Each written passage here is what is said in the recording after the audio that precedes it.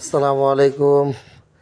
গরিবের সাধারণ ভুলের কোনো মাফ নাই, কিন্তু বড় লোকের ভুলের মাফ আছে।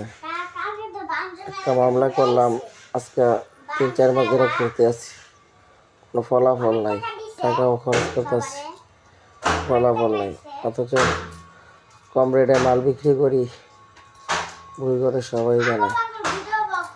এত কষ্ট করে দোকান চালাই, ওর স্বর্ণের বিক্রি করে দোকানে মাল উঠালাম, মাল খালি হয়ে গেছে।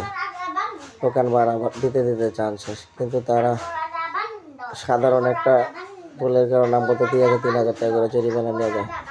মূল্য তালিকা, ভুইগড়ের কোনো দোকানে মূল্য তালিকা আছে?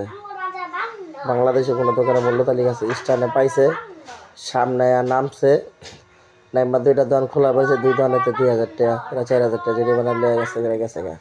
কইতে আইছে, কে লেগে আইছে, কে অভিযোগ করছে, কোনো অভিযোগ আছে কি না, কে অঙ্ক নামে কোনো অভিযোগ করছে কি না, এগুলোর কোনো খবর নাই।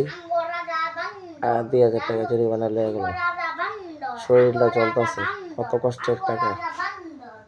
1 বস্তা চাল বেচলে 50 টাকা লাভ হয়, 40 বস্তা চাল বেচলে 2,000 টাকা লাভ হয়। এত কষ্টের টাকা, এর ভেতরে দোকান ভাড়া বাড়াইতেছে। এত কষ্ট জীবন, মানুষকে কি করে রাখে পারলে ভালো জানে।